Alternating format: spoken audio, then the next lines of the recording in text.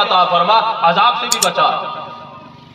اور پیغمبر نے دوسری دعا دی، یا اللہ کہ معاویہ دا اللہم اجعلہ ہادیا مہدیا واہدی بھی، اے میرے پروردگار معاویہ کو ہادی بنا، ہادی کا معنی ہدایت دینے والا، معاویہ کو مہدی بنا، ہدایت پانے والا، واہدی بھی اور ذریعہ ہدایت بھی بنا۔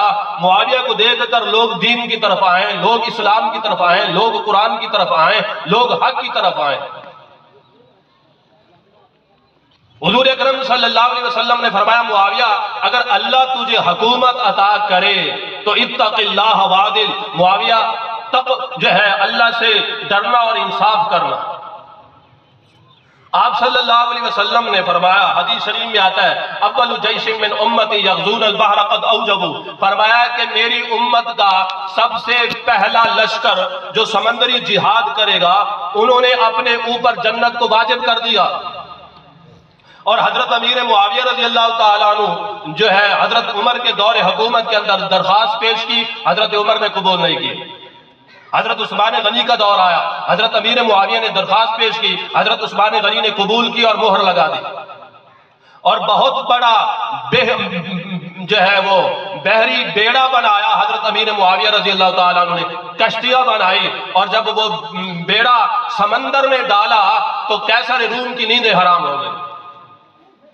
پھر دنیا نے دیکھا کہ افریقہ کے جنگلوں تک اسلام پہنچا اور یورپ کے جزیروں تک اسلام پہنچا اور عیسائیوں کے گرجوں تک اسلام پہنچایا، اور یہ اسلام پہنچانے والے حضرت امیر معاویہ ہیں۔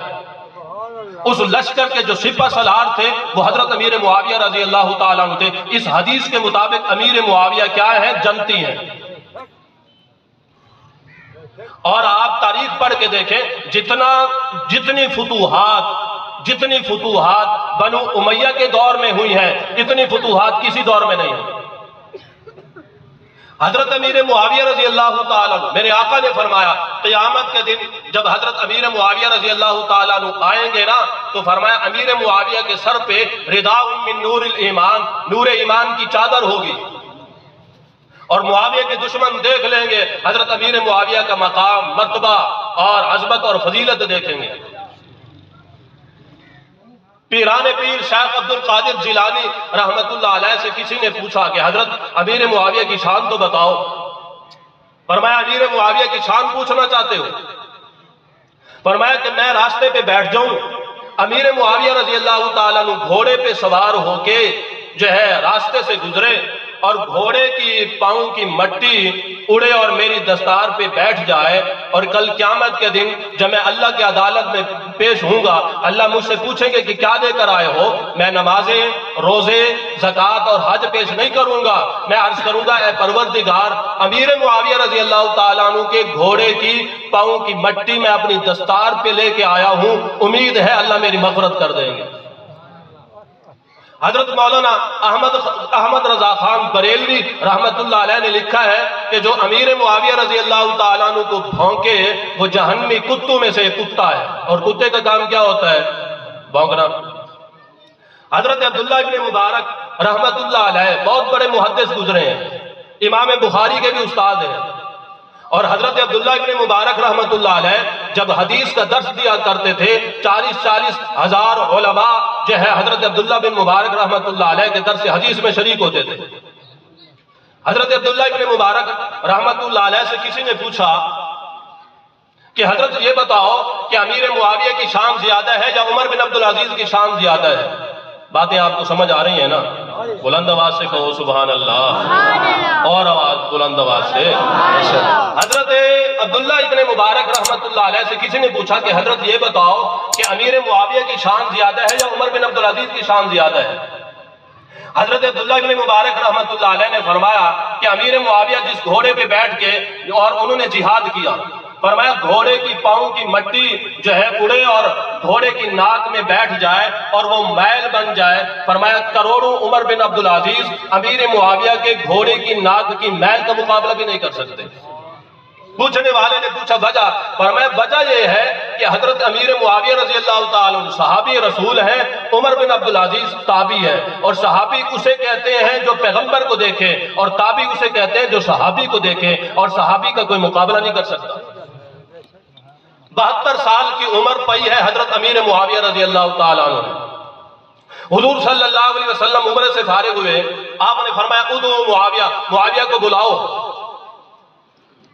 معاویہ آئے، حضور صلی اللہ علیہ وسلم نے فرمایا معاویہ کینچی لے کر آؤ، میرے بال بھی کاٹو اور میرے ناخن بھی کاٹو۔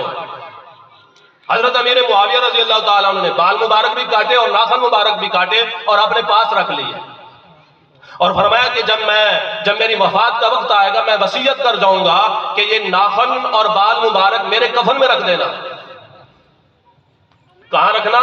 میرے کفن میں رکھ دینا۔ بصرہ میں ایک شخص تھا جس کی شکل حضور صلی اللہ علیہ وسلم کی شکل کے ساتھ ملتی تھی۔ حضرت امیر معاویہ رضی اللہ تعالیٰ عنہ نے جو ہے بصرہ کے گورنر کو حکم بھیجا کہ اس آدمی کو جلدی میرے پاس بھیجو۔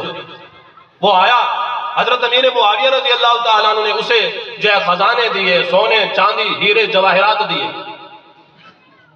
اس نے کہا کہ آپ یہ مجھے کیوں دے رہے ہیں؟ فرمایا اس لیے دے رہا ہوں کہ تیری شکل حضور صلی اللہ علیہ وسلم کی شکل کے ساتھ ملتی ہے۔ محبت حضور صلی اللہ علیہ وسلم کے ساتھ اتنی تھی۔ مدینہ منورہ میں ایک گھر تھا، حضرت کعب ابن زہیر رضی اللہ تعالیٰ عنہ کا گھر تھا۔ یہ فوت ہوئے اور جو ہے حضرت امیر معاویہ نے گھر والوں کو پیغام بھیجا کہ کعب ابن زہیر کے پاس پرانی چادر تھی، وہ میں خریدنا چاہتا ہوں۔ گھر والوں نے کہا کہ وہ تو پرانی چادر ہے، کیا کرو گے؟ فرمایا قیمت بتاؤ۔ اپنی جیب سے 20,000 درہم یا دینار گھر والوں کو دیے اور پرانی چادر خریدے۔ کہنے والے نے کہا کہ یہ تو پرانی چادر ہے، اس کی قیمت تو اتنی نہیں ہے۔ حضرت امیر معاویہ رضی اللہ تعالیٰ عنہ نے فرمایا کہ تمہیں پتہ نہیں ہے، یہ چادر حضور اکرم صلی اللہ علیہ وسلم نے اپنے جسم اطہر سے اتار کر کعب ابن زہیر کو دی تھی، اور میں چاہتا ہوں کہ جب میری وفات ہو، جسم میرا ہو، لباس حضور صلی اللہ علیہ وسلم کا ہو، حضور کے لباس میں مجھے کفن دیا جائے، اور جب قبر میں مجھے رکھیں گے منکر نکیر فرشتے جب آئیں گے، اور جب فرشتے آئیں گے اور فرشتے دیکھیں گے کہ شکل میری ہے، لباس حضور کا ہے، حضور اکرم صلی اللہ علیہ وسلم کے لباس میں بھی خوشبو ہے۔ ہم حضرت امیر معاویہ، بھئی ہم صحابہ کے بھی غلام ہیں، اہل بیت کے بھی غلام ہیں، ہم صحابہ کے بھی نوکر ہیں، ہم اہل بیت کے بھی نوکر ہیں۔ نہ ہم صحابہ کی توہین کرتے ہیں، نہ تنقید کرتے ہیں، اور نہ ہم اہل بیت کی توہین کرتے ہیں۔ اور جو اہل بیت کی توہین کرے وہ اپنے ایمان کی فکر کرے، اور جو صحابہ کی توہین کرے وہ بھی اپنے ایمان کی فکر کرے۔ اللہ رب العزت ہمیں حضرت امیر معاویہ رضی اللہ تعالیٰ عنہ اور صحابہ کرام اور اہل بیت کا سچا نوکر بنائے، رب تعالی ہمیں سچا غلام بنائے، اللہ رب العزت ہمیں سچی محبت نصیب کرے۔ وآخر دعوانا ان الحمدللہ